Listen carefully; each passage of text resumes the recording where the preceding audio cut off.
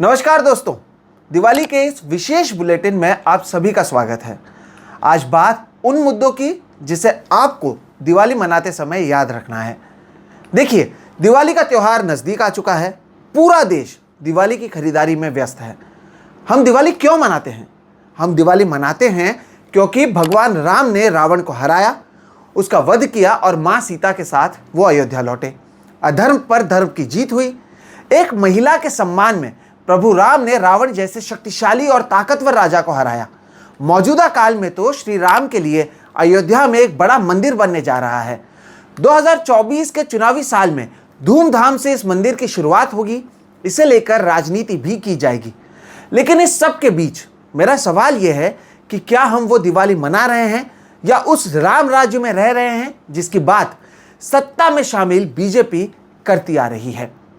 दोस्तों, प्रधानमंत्री नरेंद्र मोदी ने देश के 80 करोड़ लोगों के लिए आने वाले 5 सालों तक मुफ्त राशन देने की बात कही है। उन्होंने ये बात एक चुनावी सभा में की।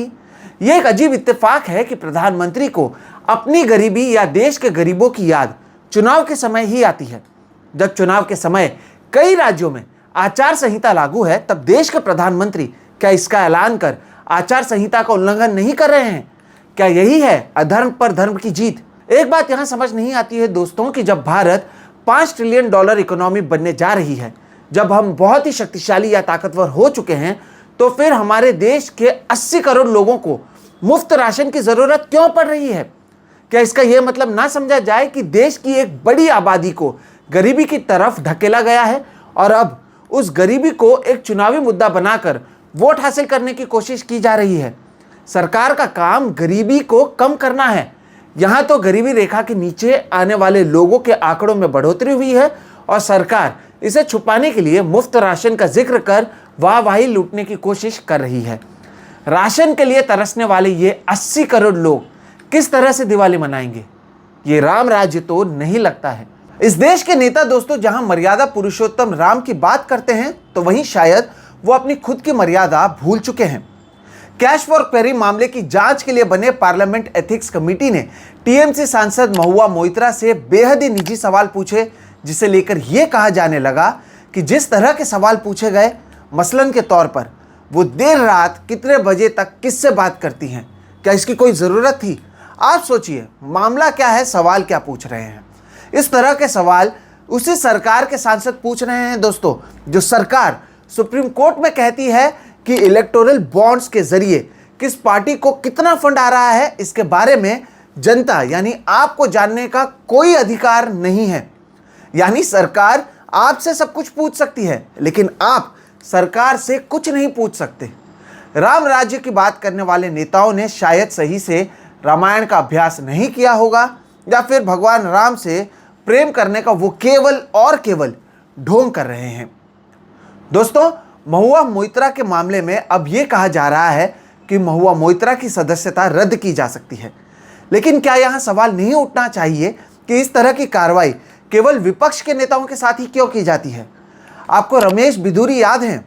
ये वही सांसद हैं जिन्होंने नए संसद भवन के भीतर अपने संस्कार का नमूना पेश किया था।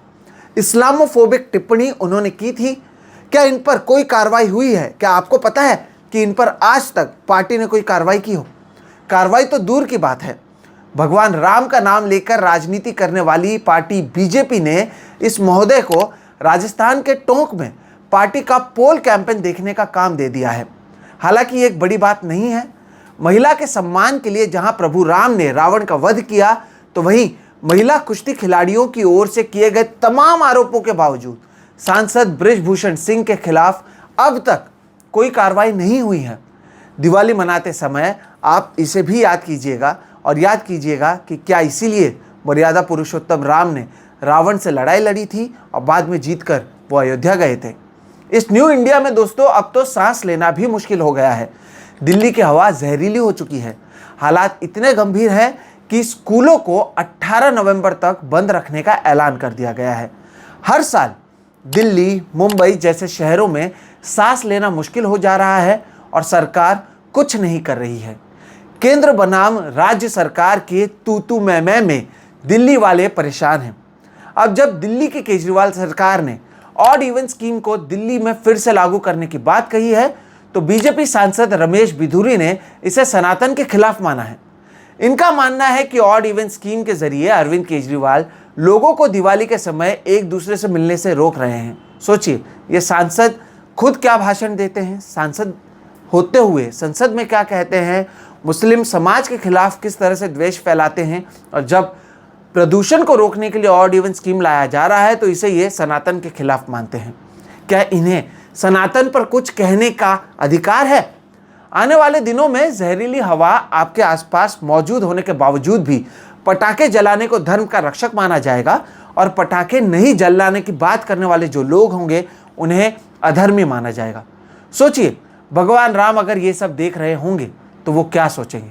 लेकिन ज़रूरत है दोस्तों कि भगवान राम के साथ आप भी सोचें कि आखिर हो क्या रहा है।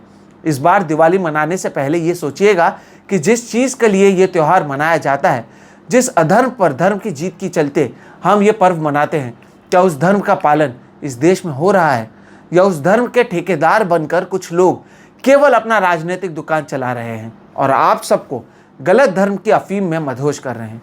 सोचिएगा ज़रूर दोस्तों। वीडियो पसंद आया तो लाइक करें, अगर अब तक चैनल को सब्सक्राइब नहीं किया तो सब्सक्राइब करें, दूसरों के साथ भी साझा करें ताकि जो हम बात कर रहे हैं वो लोगों तक पहुँचे।